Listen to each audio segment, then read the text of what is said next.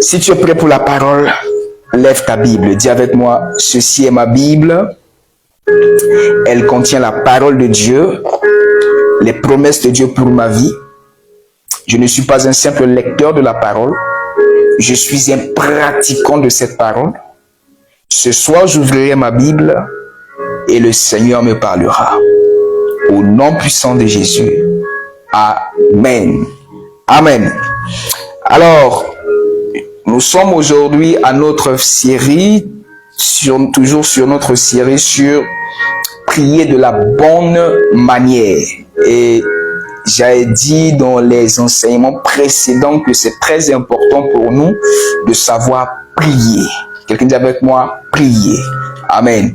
Il y a des types de prières que quand tu le fais, tu vois le ciel s'ouvrir grandement sur ta vie. Tu vois comment Dieu, ça veut dire que Dieu se lève sur son trône, décide de prendre ton cas et de décompter des situations les unes après les autres. Amen. Ce type de prière existe, la prière, ça marche. Et la Bible dit dans Jacques chapitre 4 que vous demandez, mais vous ne recevez pas parce que vous priez mal. Amen. Quand la Bible dit qu'on prie mal, autrement dit, il y a une bonne manière de prier. Et cette bonne manière de prier là, Jésus l'a appris à ses disciples dans la prière du Notre Père.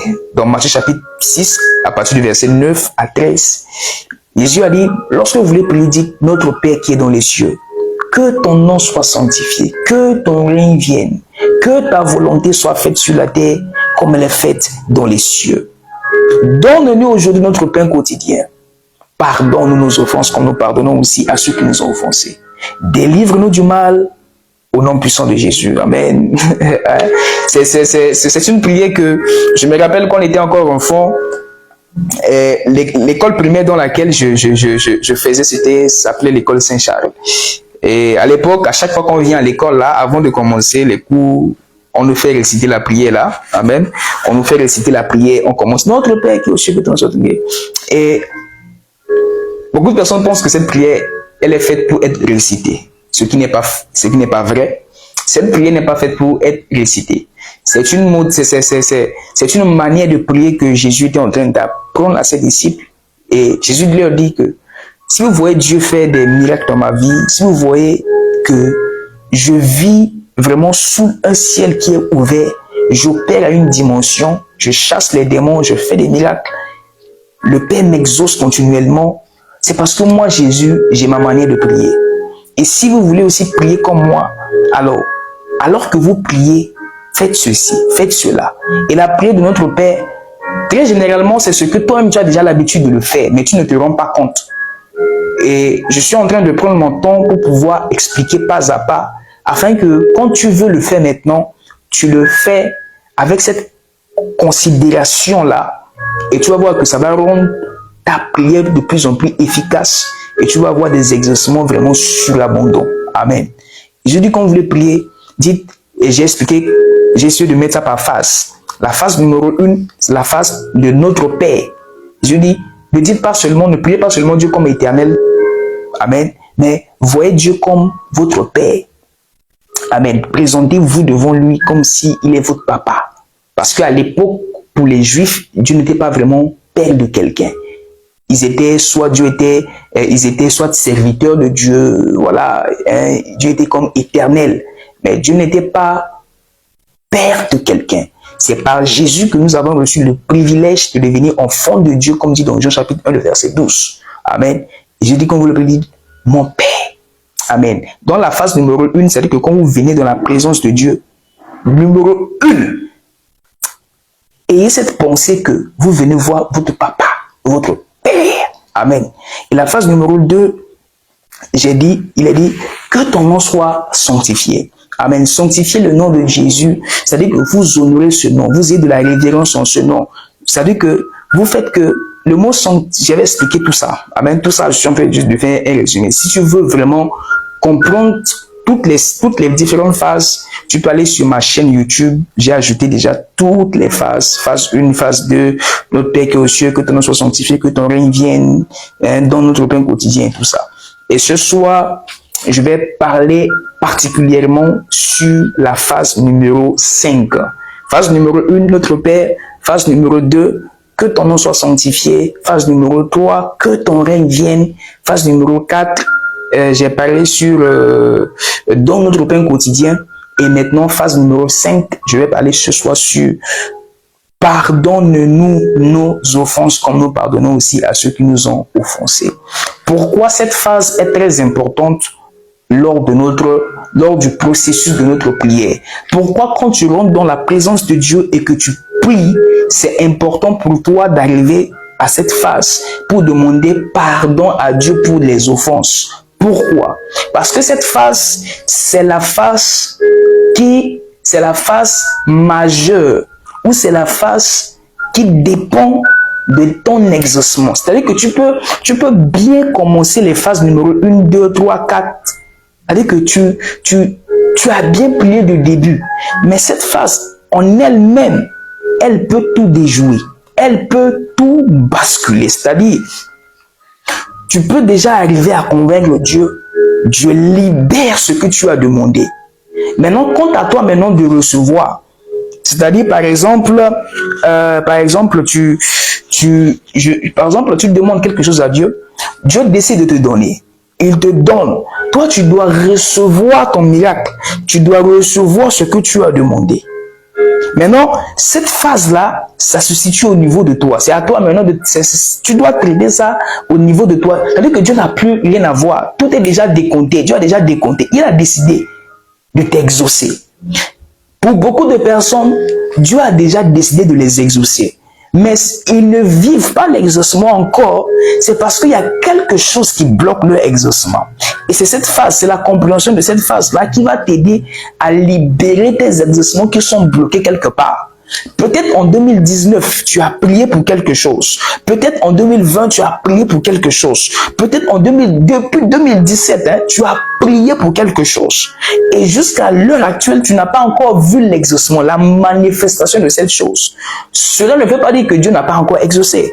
Très généralement, pour certains, Dieu avait déjà automatiquement exaucé leur prière.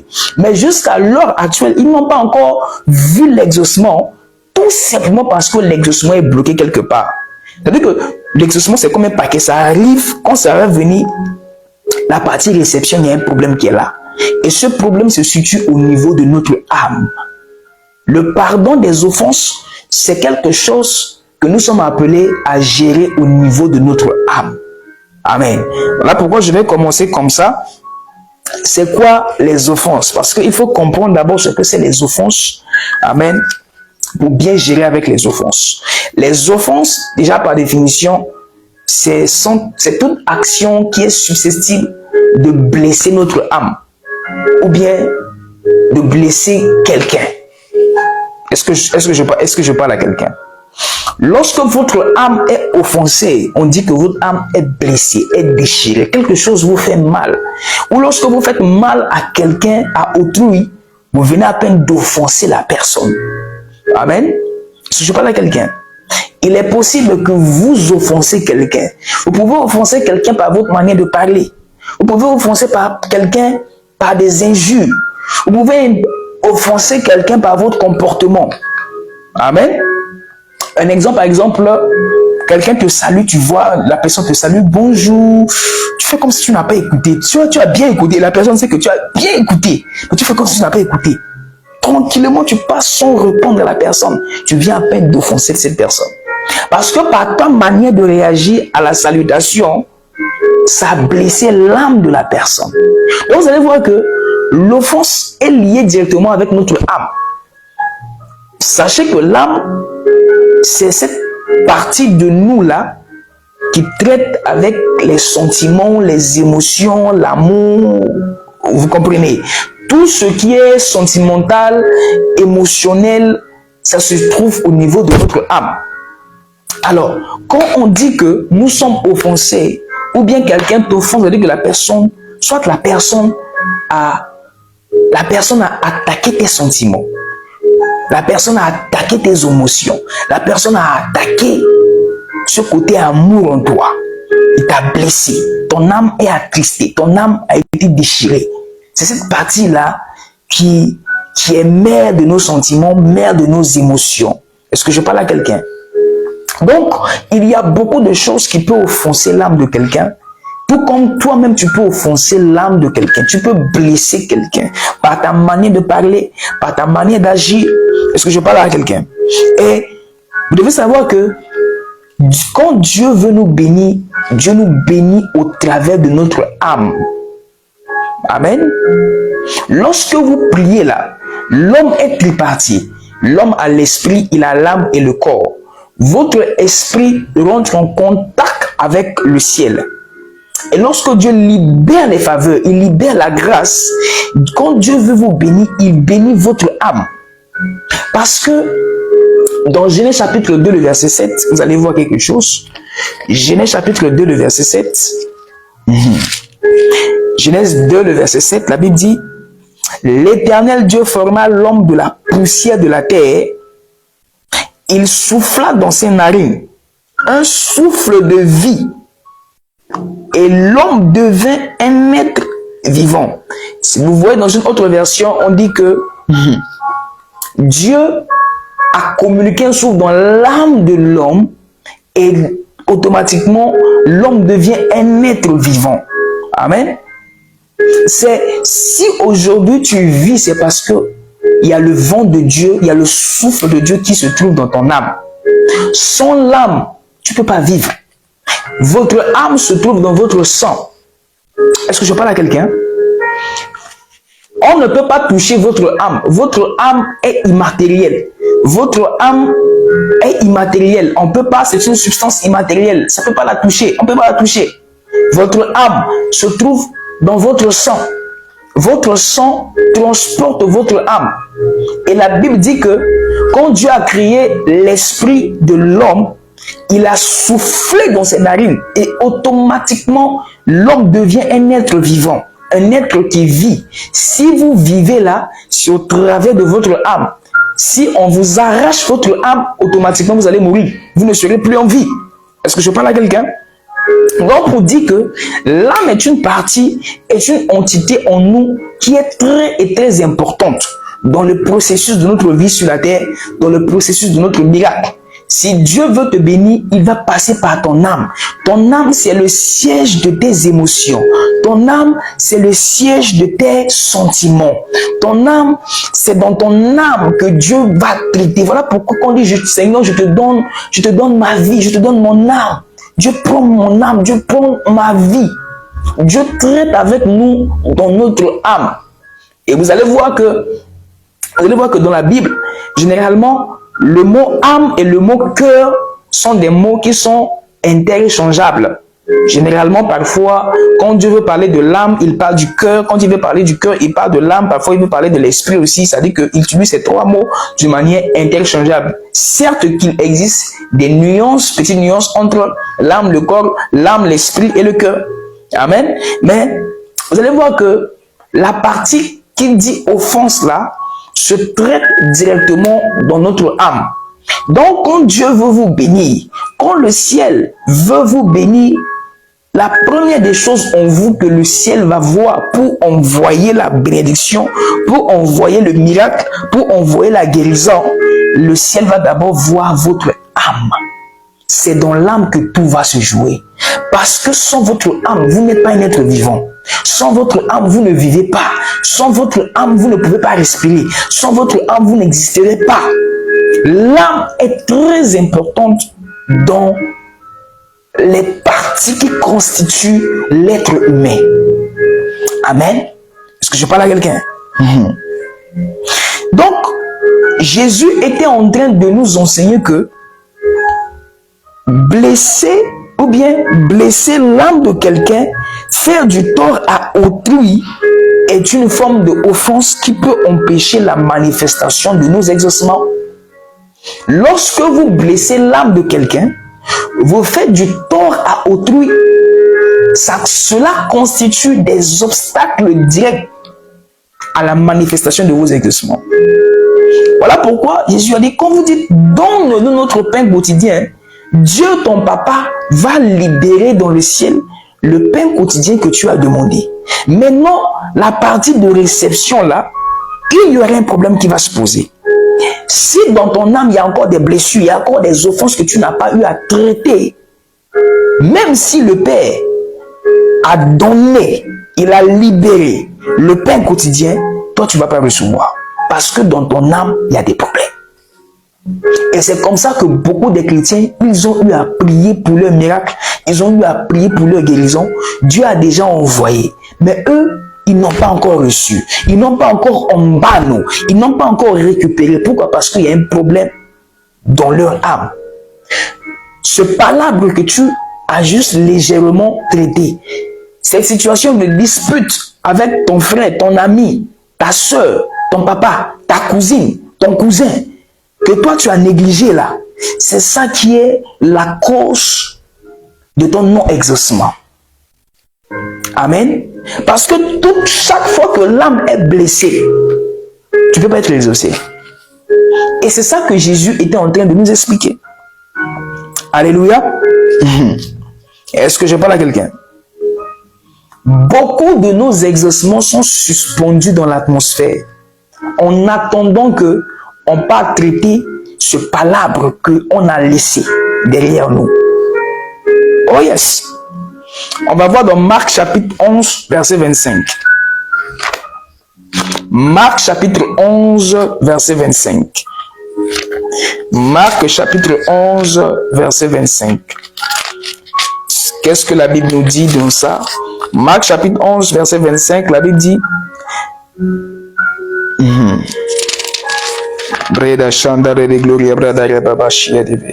Marc 11, verset 25, la Bible dit: et lorsque vous êtes debout, faisons votre prière. Si vous avez quelque chose contre quelqu'un, pardonnez afin que votre Père qui est dans les cieux vous pardonne aussi vos offenses. Alors que lorsque tu es en train de prier, automatiquement tu te souviens que, mais François m'avait offensé. Ah oui, ou bien j'ai offensé François. Laisse la prière là, va régler le problème avec François. Pourquoi Dieu dit ça? Parce que si tu ne règles pas ce problème avec François, ton cœur, ton âme va demeurer offensé. Et lorsque ton âme demeurera toujours offensée, tu ne verras jamais la manifestation de ton miracle et de ta guérison. Parce que ton âme, c'est comme le port sur lequel tu vas recevoir tout ce que Dieu va envoyer depuis le ciel. Ton âme, c'est comme l'aéroport qui va recevoir toutes les livraisons que le ciel t'envoie. Alors, si l'aéroport n'est pas prêt, si l'aéroport est sale, si l'aéroport est déchiré, l'avion va rester dans les airs. Vous voyez l'avion, non? L'avion va rester dans les airs jusqu'à ce que l'avion attend que l'aéroport soit prêt pour qu'il descende. Je vous donne un exemple. En matière de... La prière, c'est comme une transaction spirituelle. Bon, c'est pas comme, mais c'est une transaction spirituelle. Dans le livre de Genèse chapitre 28, la Bible dit que Jacob a dit: lorsque je m'endors, j'ai eu un songe. Je vois comme si il y avait une échelle qui est entre le ciel et la terre. Et je voyais des anges monter et redescendre. C'est le songe que Jacob a eu lorsqu'il était en train de dormir. Il a reçu un songe et il a vu dans le songe que il y avait une échelle, une longue échelle entre le ciel jusqu'à la terre. Et il voyait les anges, il y a des anges qui montaient, il y a des anges qui redescendaient, il y a des anges qui montaient, il y a des anges qui redescendaient. De la même manière, lorsque vous priez, la prière, c'est comme si vous frayez une échelle, vous créez une route spirituelle entre vous et le ciel. Quand vous priez, il y a un ange qui prend votre sujet, il monte avec le sujet au travers de cette voix que vous venez à peine de crier. Et lorsque Dieu décide de vous répondre, de vous exaucer là, il y a un autre ange qui est chargé de prendre votre exaucement. Et il va descendre par le même canal, par la même voie, par la même route que vous avez créée là, pour vous amener votre exaucement. Et lorsque l'ange arrive à vous, il vous donne l'exaucement. Il doit déposer l'exaucement dans votre âme. L'exaucement arrive dans votre âme et après ça se manifeste dans votre vie. Voilà pourquoi beaucoup de personnes, Les anges ont pris ton sujet, les anges ont monté avec ton sujet. Il y a d'autres anges qui sont redescendus déjà avec ton exaucement. Mais pour le moment, tu n'as pas encore vu l'exaucement. Pourquoi? Parce que dans ton âme est saturée avec des blessures. Ton âme est saturée avec des offenses. Ton âme est saturée avec des problèmes. Et ça fait que tu ne peux pas recevoir ton exaucement.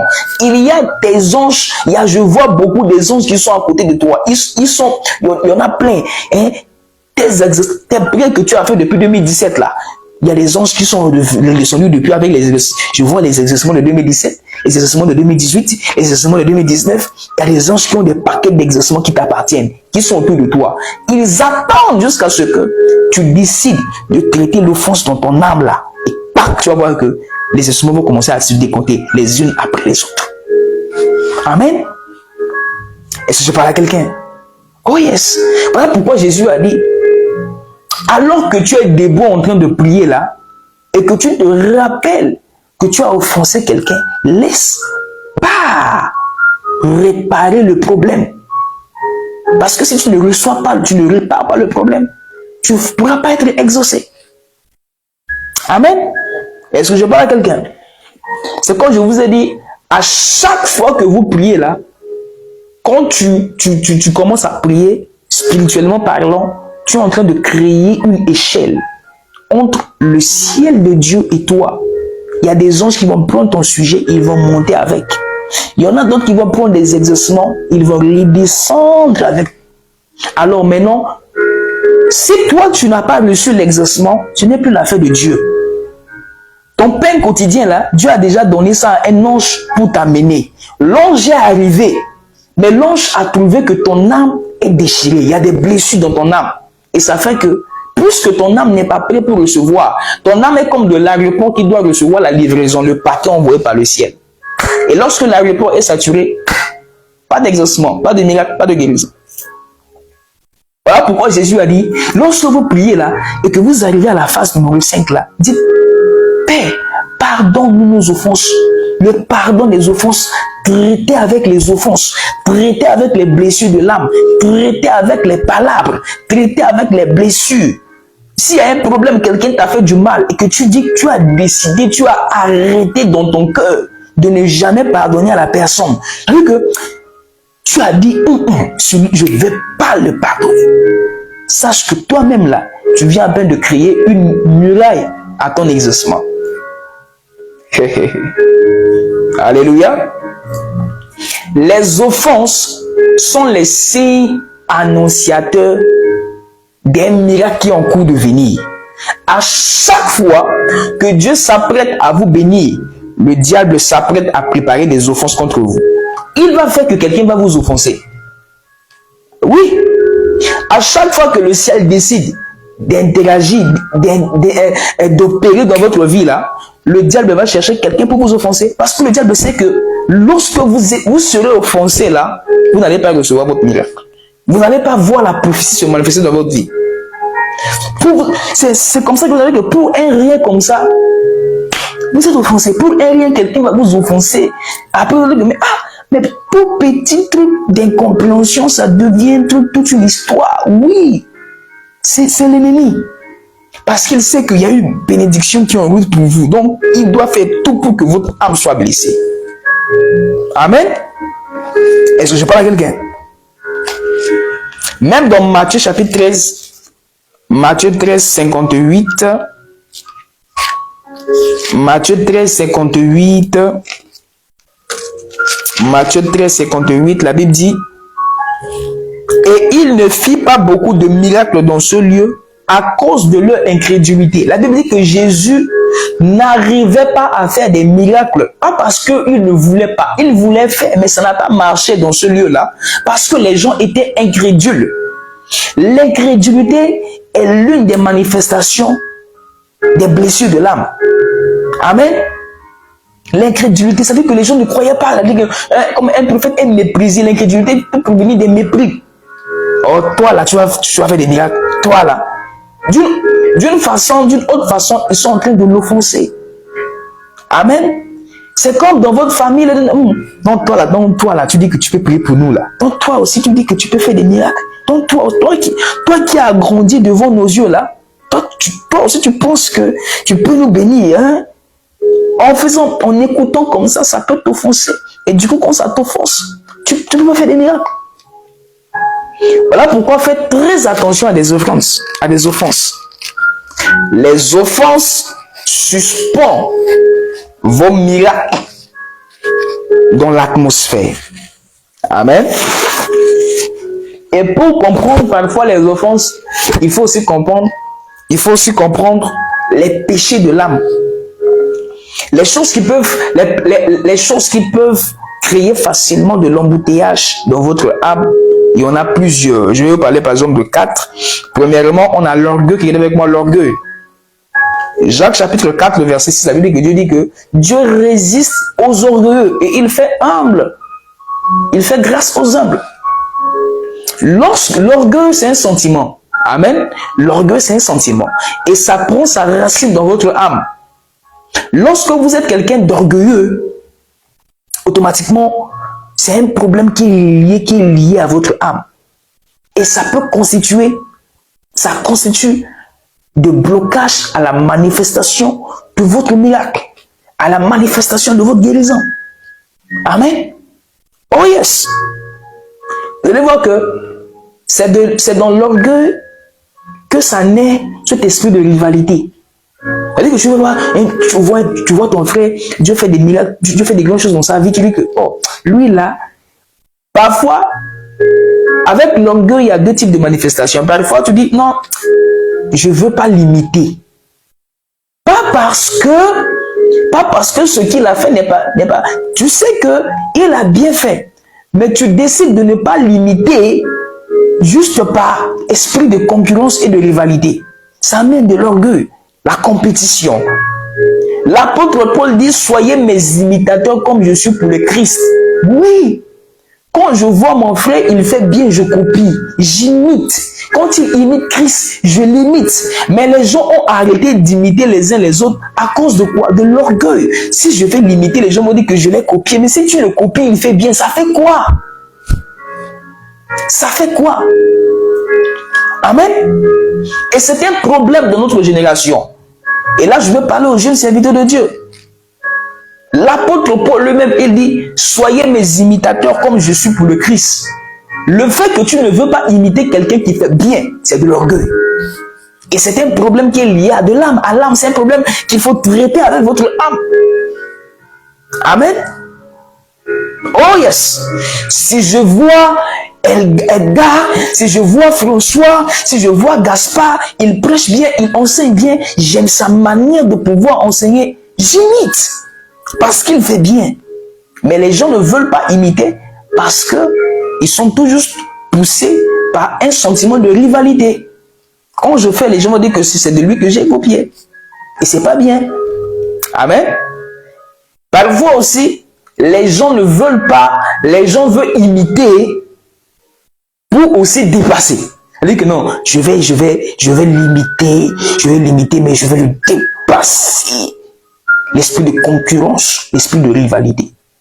Ça fait que moi, je ne suis pas trop fan des histoires des awards. Ok? J'aime pas trop aller dans les bon, chacun à sa manière, mais moi personnellement, j'aime pas les histoires de awards. On te donne, c'est le meilleur artiste de l'année, c'est le meilleur compétiteur de tout ça. Parfois ça peut créer un sentiment de rivalité. Ça peut créer une rivalité. Tu vois que l'autre personne dit que non, oui, on l'applaudit, non, il a bien fait, c'est lui qui mérite. Mais au plus profond de ton cœur là-bas, là, est-ce que tu l'applaudis aussi dans ton cœur? Parfois, en fait, tout est grâce. Si tu as une belle voix de chanter, tu n'as rien fait. C'est une grâce. Amen. Peut-être pour toi, tu as grandi dans une circonstance où l'autre là n'a pas grandi, n'a pas eu la grâce de grandir comme ça. Peut-être pour l'autre là, quand il était enfant, son papa tapait beaucoup sa maman, il pleurait. Ça faisait qu'il pleurait beaucoup, ça a eu à cracher sa voix. Dieu a sa manière de faire les choses. On ne mérite rien. Tout est grâce. Donc, on ne peut pas dire que tu es meilleur plus que l'autre là, c'est moi qui ai ceci. Non, Dieu fait grâce à qui il fait grâce. Amen. Et quand on ne comprend pas ça dans notre cœur, ça peut susciter des sentiments de rivalité. Et ces sentiments de rivalité, ça prend racine dans l'orgueil. Et l'orgueil, c'est un problème qui est lié à l'âme. Amen. Par exemple, si tu vois, bon, ok, le frère Télésphore, oui, il fait les lives, il fait des enseignements. C'est depuis 2021 que je suis dans ça, là. Ça fait 2021, 22, 23, 24. Ça fait 3 ans aujourd'hui. 3 ans que je fais le live que je suis en train de faire, là. Ah, mais oui, depuis les 3 ans, tous les mercredis, ça fait 3 ans, tous les mercredis, je suis assis devant mon écran pour parler, pour enseigner. Ah, on voit, oui, il fait bien. Moi aussi, je veux commencer à le faire. C'est vraiment, tu veux le faire parce que je fais bien, fais aussi. Crée ton live aussi, l'école des chamars. Tu commences. Amen.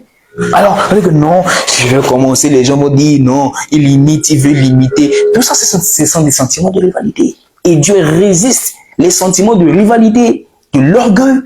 Ça bloque nos exaucements. Et ça crée de l'offense dans notre âme. Amen. Deuxième péché de l'âme, nous avons l'envie et la jalousie. Amen. L'envie, la jalousie. Jacques chapitre 3, le verset 16. Jacques chapitre 3, le verset 16. Breda chanda gloria bla baba, chez veria santé. Jacques chapitre 3, le verset 16, la Bible dit car là où il y a un zèle amer et un esprit de dispute, il y a du désordre de toutes sortes de mauvaises actions. Un zèle amer et esprit de dispute. Un zèle amer. Tu vois la personne, hein, l'envie, la personne est là, il y a un zèle amer. La personne est zélée dans l'église, zélée dans le ministère, mais son zèle est amer. C'est-à-dire que son zèle là, hein, la personne peut être zélée par l'esprit de complaisance et tout ça, et c'est pas bien. L'envie, la jalousie, tout ça, ça constitue des embouteillages à notre exaucement, parce que c'est lié à notre âme. La haine, qu'est-ce que la haine? La haine aussi est la manifestation de l'offense. Et c'est pour ça que je vais vous expliquer une histoire dans la Bible avec l'histoire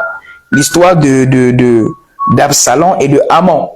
La Bible dit que Amnon, qui était un fils à David, était tombé amoureux de sa demi-sœur qui est Tamar. Tamar est la petite sœur à Absalom. Amen. Et Absalom aimait beaucoup sa sœur qui est Tamar. Et lorsque Amnon a eu à coucher avec Tamar, sa sœur, Amnon a violé sa sœur, ça fait du mal à son frère Absalom. Et la Bible dit que pendant 2 ans, Absalom ne parlait ni en bien ni en mal de l'acte que son frère a fait sur sa sœur. Et pendant les 2 ans là qu'il ne parlait ni en bien ni en mal, il attendait le jugement de son papa, David. Et comme le roi n'a pas décidé, le roi n'a pas tranché l'affaire, ça a créé la haine dans le cœur de Absalom. Et ces sentiments de haine l'a poussé à tuer son propre frère, Amnon. Amen.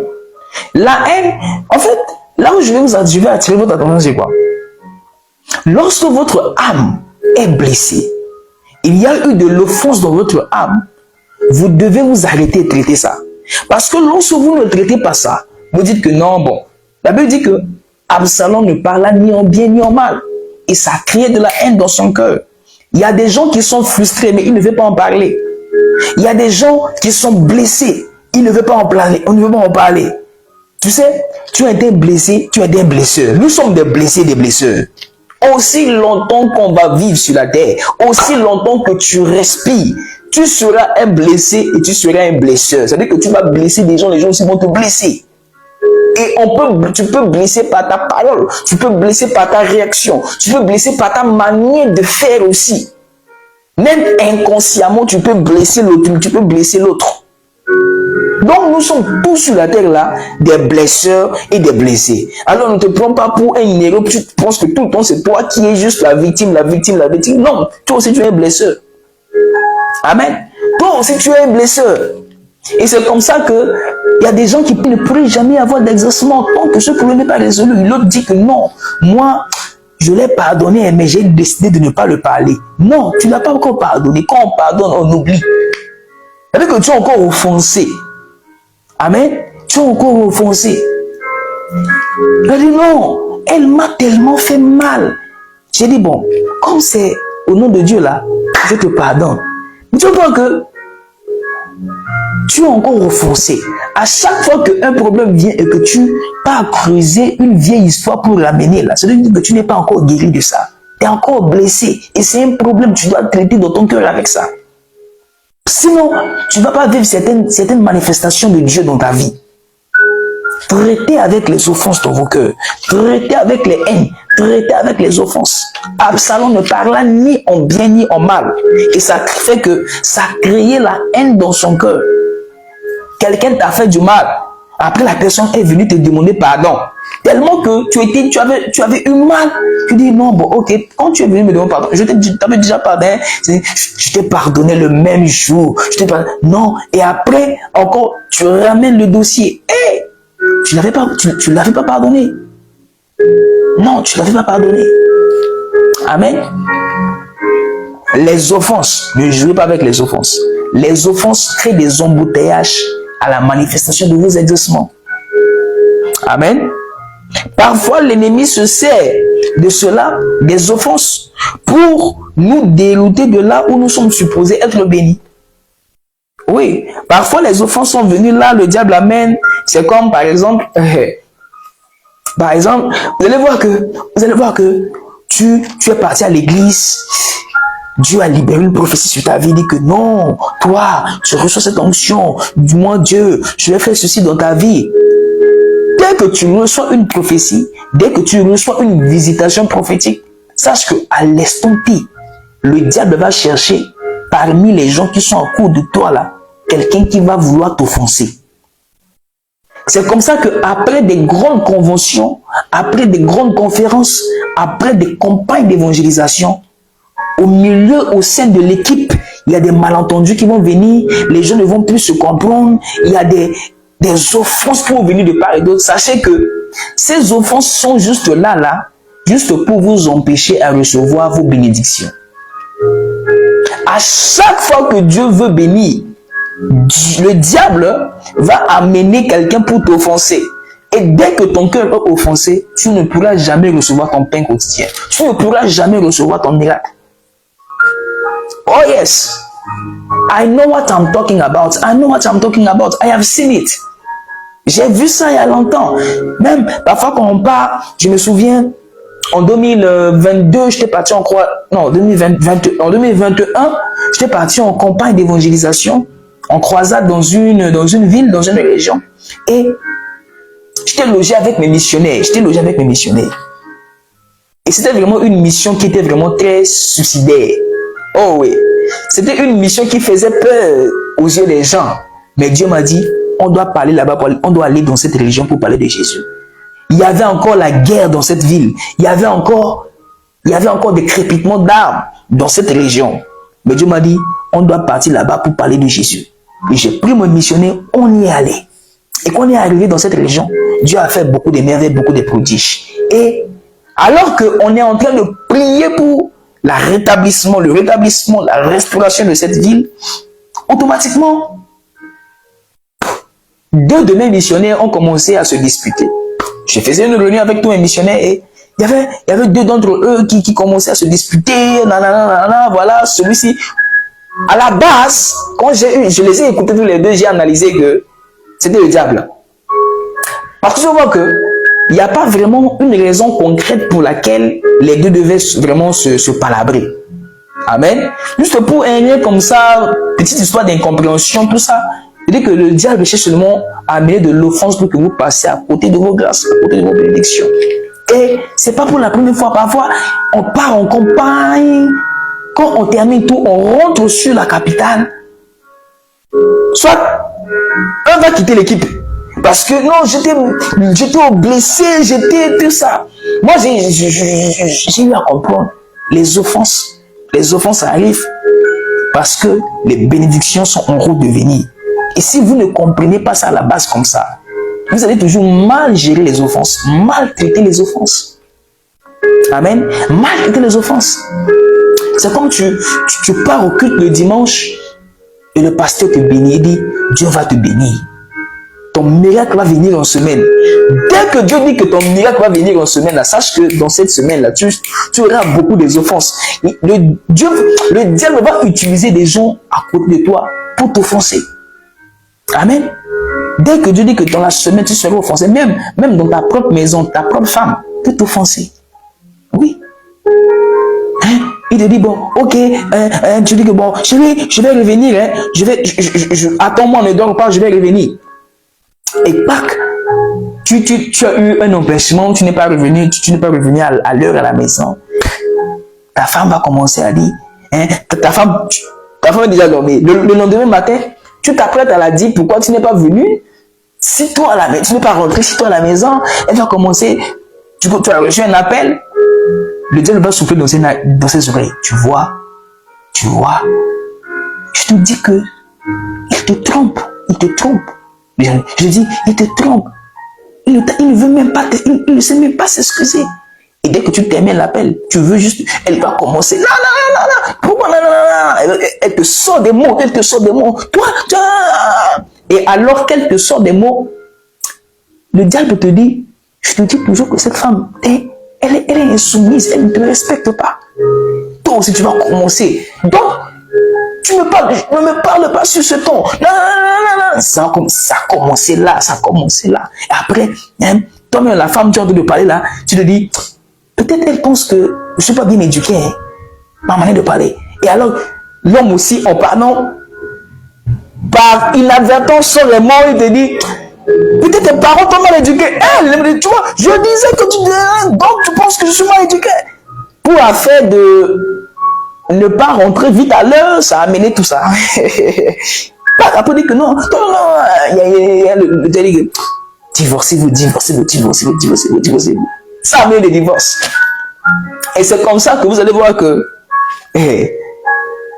à chaque fois qu'il y a des disputes, et que si ces disputes, et parfois même, quand vous commencez à vous disputer avec quelqu'un et que vous vous rendez compte que c'est juste pour une affaire de rien qui est en train d'aller, pour affaire de ne pas rentrer vite à l'heure, ou bien pour affaire de ne pas décrocher appel, ça vous rentre dans des choses, sachez que l'ennemi est derrière ça.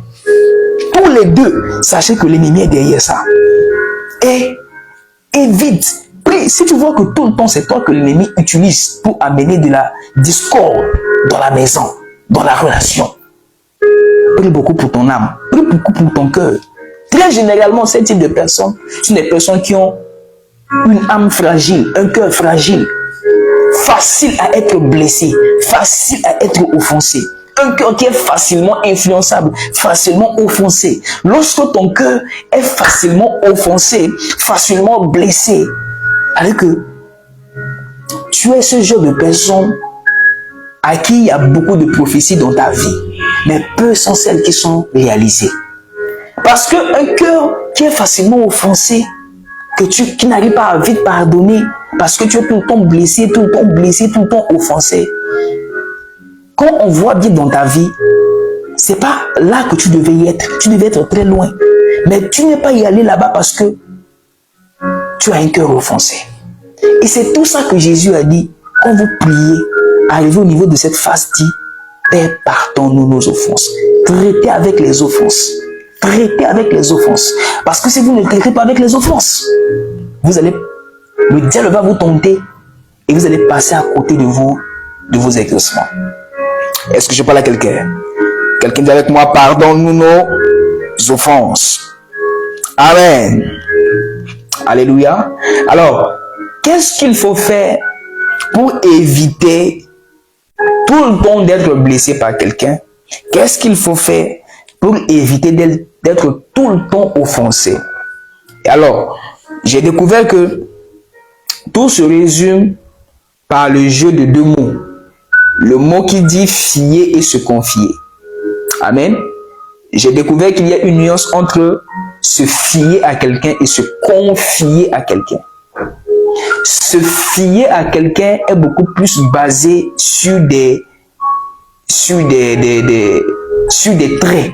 Par exemple, je me fie à toi parce que tu as l'argent. Je me fie à toi parce que tu as les capacités. Je me fie à toi parce que. On se fie à quelqu'un sur base des choses. Est-ce qu'on se comprend?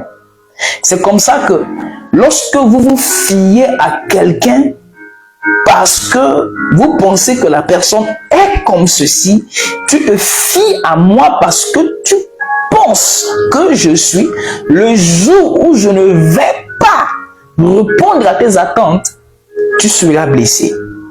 Évitez de vous fier aux hommes. Évitez de vous fier à votre mari. Évitez de vous fier à votre fiancé. Évitez de vous fier à vos pasteurs. Évitez de vous fier à vos prochains. Cependant, se confier, c'est une action de confidence, de libéralité. Tu te confies à la personne, ça veut dire que tu fais confiance à la personne. Quand tu te confies à quelqu'un, tu lui partages des secrets, des confidences pour recevoir de lui des de ça. Alors que se fier, ça veut dire que tu te bases sur des choses. Tu dis que la personne peut faire ceci parce que elle a la capacité. On va lire Job chapitre 15, le verset 15 à 16. Il va voir que même Dieu ne se fie pas à nous. Dieu ne se fie à aucun d'entre nous sur la terre. Parce que lorsque vous vous fiez à quelqu'un, vous serez facilement blessé. Parce que l'homme blesse facilement. Amen. L'homme déçoit facilement. Évitez de vous fier. Parce que si vous fiez de plus en plus, vous serez aussi déçus de plus en plus. Amen. Job 15, verset 15, la Bible dit, si Dieu n'a pas confiance en ses saints, si les cieux ne se sont pas plus devant lui. Le verset, la version, dans une autre version, on dit, si Dieu ne se fie pas à ses saints. Parfois, les traductions, parfois, ça déroute un peu le sens de certains mots. Ok? Dans une autre version, il dit, si Dieu ne se fie pas à ses saints. Amen. Même Jésus. Matthieu 7, non, Michée 7, 5. On va voir Michée chapitre 7, verset 5. Michée chapitre 7, le verset 5. Michée chapitre 7, le verset 5. Michée 7, le verset 5, la Bible dit, ne te fie pas à un intime. Ne te fie pas à un intime. Déjà, la Bible dit ici que la personne est déjà ton intime. Mais ne te fie pas à lui. Un intime, c'est quoi? Un intime, c'est quelqu'un en qui tu te confies. Tu peux te confier à quelqu'un sans pour autant se fier à cette personne. Oh yes. Parce que tu es un homme de Dieu, je viens me confier en toi sans pour autant me fier à toi. C'est-à-dire que se fier, c'est quoi? Se fier, c'est trouver une bonne raison pour laquelle tu fais la chose. C'est ça trop le sens de fier. Oh, tu me dis que non. Je dis ça d'une autre manière. Vous allez voir pourquoi Jésus, il savait bien que l'apôtre Pierre allait le renier. Mais pourquoi il garde Pierre dans son équipe? Si bien qu'il sait que Pierre allait le renier. Pourquoi Jésus dit que c'est à Pierre que je te confie la clé de mon église? Pourquoi Jésus dit que c'est sur toi Pierre? Il dit tu es Pierre. Mais sur cette révélation que tu viens de donner, je vais bâtir mon église. Pourquoi il dit à Pierre, paix des brebis, alors qu'il sait que ce Pierre allait le régner? Tout simplement parce que Jésus ne se fiait pas à Pierre. Parce que quand vous fiez à un homme, ça veut dire que vous vous fiez à la nature humaine. Or, la nature humaine est instable. Oh yes. Amen. L'homme avec qui tu marches, le fiancé avec qui tu marches, la fiancée avec qui tu marches, le mari avec qui tu marches, le prochain avec qui, ton voisin avec qui, le frère avec qui, la soeur avec qui, tous ceux qui sont proches de toi, lorsque tu ne te fies pas en cette personne, ça veut dire que tu dis, bon, ok, on est là, tu ne te fies pas à eux, le jour où ils vont te décevoir, déjà tu ne t'es pas fié à eux. Mais lorsque tu te fies à la personne et que la personne te déçoive, automatiquement tu seras blessé. Et tu vas trouver une bonne raison pour te décevoir, pour être blessé. Tout simplement parce que tu avais trouvé une bonne raison de pouvoir te fier. C'est pour cette raison que vous allez voir dans Jean chapitre 2, le verset 23 à 25. Jean chapitre 2, verset 23 à 25, la Bible dit: pendant que Jésus était à Jérusalem à la fête de Pâques, plusieurs crurent en son nom, voyant les miracles qu'il faisait. Écoutez le verset 24. Mais Jésus ne se fiait point à eux, parce qu'il les connaissait tous. Jésus ne se fiait pas à eux, parce qu'il les connaissait tous. Jésus connaissait que ces gens sont des humains. Ils sont faillibles. Ils peuvent faire des erreurs. Ils peuvent commettre des fautes. Il ne se fiait pas à eux. Amen. Développez cette pensée, cette mentalité sur votre prochain. Tu es faillible. Tu peux me blesser un jour. Tu peux me faire mal un jour. La raison pour laquelle je ne me fie pas à toi. Je peux me confier, mais je ne peux sans pour autant me fier. Amen. Parce que je connais que tu es faillible. Amen. Si vous comprenez ces nuances, vous allez voir que ça sera facile pour vous de pouvoir vite pardonner les offenses à des gens, vite rétablir, guérir votre âme qui est blessée, qui est offensée. Jésus, sur la croix, lorsque les gens l'ont maltraité, il a dit: Père, pardonne-les, parce qu'ils ne savent pas ce qu'ils font. Vous pensez que ces gens ne savaient pas ce qu'ils faisaient? Ils savaient bien ce qu'ils faisaient. Ils ont dit: on doit le tuer. Mais Jésus dit: ce sont des hommes, ils ne savent pas ce qu'ils font. Amen. Alléluia. Aujourd'hui, tu vas voir que l'homme va mal te parler. Tu es blessé. Tu es blessé parce que tu t'es fié à lui. Et parce que tu t'es fié à lui, tu vas trouver une bonne raison pour ne pas le pardonner. Tu vas trouver une bonne raison pour le garder en cœur. Parce que tu t'es fié à la personne. Amen. Est-ce que je parle à quelqu'un? Alors, pardonne les offenses. Tous ceux qui t'ont offensé, tous ceux qui t'ont blessé, tous ceux qui ont déchiré ton âme. Amen. Traite avec les offenses. Si vous ne traitez pas avec les offenses, vous ne pouvez pas voir la manifestation de vos guérisons, la manifestation de vos miracles. Vous devez traiter avec les offenses. La phase numéro 5 t'interpelle à traiter avec toutes les offenses. Qui t'a offensé, qui t'a fait du mal, qui t'a blessé, traite avec ces offenses. Parce que ta bénédiction, ton miracle en dépend. Amen. La semaine passée, j'ai reçu une nouvelle onction sur mon ministère, une onction de guérison et de miracle. Amen. Et quand je vous ai dit, à chaque fois que Dieu s'apprête à faire quelque chose dans votre vie, au même moment, le diable va chercher quelqu'un pour vous offenser. Amen. Il va trouver une raison juste pour que votre âme soit blessée. Et Dieu dit que tes espoirs, je te donne une nouvelle onction de guérison. Tu vas guérir les malades. Faire des miracles, etc. Amen.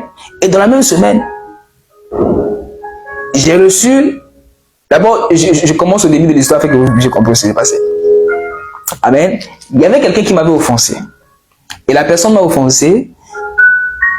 J'avais une bonne raison d'être offensé. Parce que je rendais service à un frère. Amen. Je rendais service à un groupe de personnes qui étaient venues juste en tourisme et tout ça. Et je les ai payés. Je les ai donné ma carte SIM et tout ça. Et après, je lui ai dit, ok, bon, à la fin, quand vous allez partir, amenez-moi ma carte SIM. Et c'était ce qui devait se passer. Et quand ils sont passés, on a gardé contact et tout ça. Alors, il y a quelqu'un que je ne connaissais pas qui a récupéré la carte SIM. Après, on m'a dit que ma carte SIM est avec telle personne. La SIM que j'avais achetée pour donner, c'est avec... J'ai appelé la personne, donne-moi ma carte, ramène-moi ma carte. Elle m'a dit, non, je te donne plus la carte, pourquoi tu veux... Ça... La personne m'a offensé. J'avais mal. J'ai dit, mais qu'est-ce qui se passe? Et du coup, j'ai décidé de mon cœur. J'ai dit que Et puis, je suis ton président en plus. Si quelque chose t'arrive ici au Ghana, je ne vais jamais me déplacer. Je ne vais même pas chercher à savoir. Parce que tu m'as manqué de respect. Tu m'as vraiment offensé, tout ça. J'ai même décidé de bloquer le numéro de cette personne. J'ai dit, rien ne va m'unir avec cette personne. Amen, pour vivre en paix. Je me suis dit comme ça. Alors, lorsque j'ai reçu l'onction de la guérison, quelques jours, quelqu'un m'a appelé. Et la personne me dit, ah, je veux juste t'informer que on a amené une compatriote à l'hôpital d'urgence, gravement malade. Juste pour t'informer. J'ai demandé à la personne le nom de la compatriote. Et on m'a donné le nom de la personne qui m'a offensé là.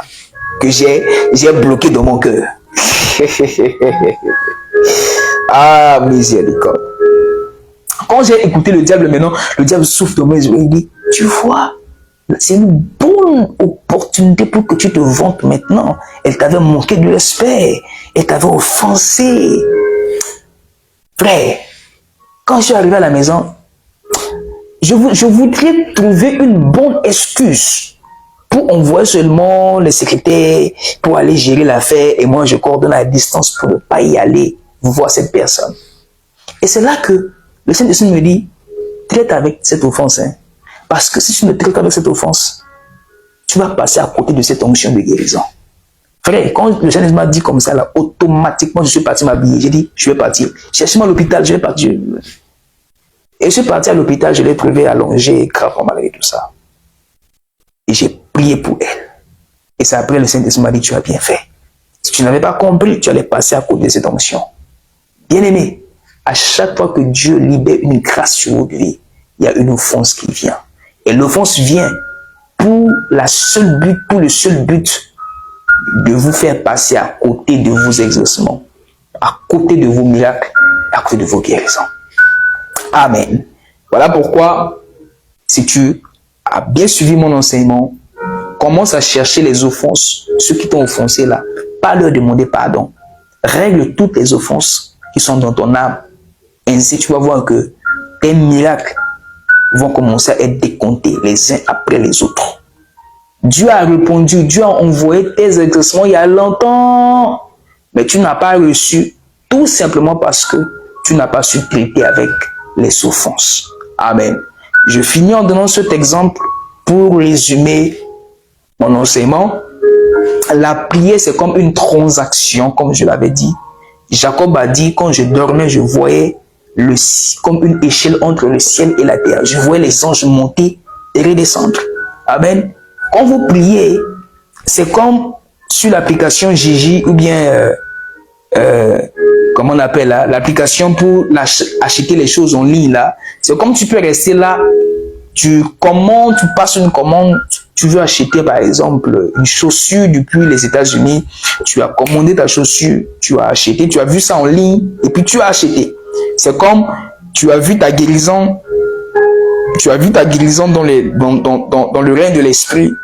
Tu as commandé, tu as demandé ton mariage, tu as demandé ton voyage, tu as demandé ton visa, tu as demandé beaucoup de choses.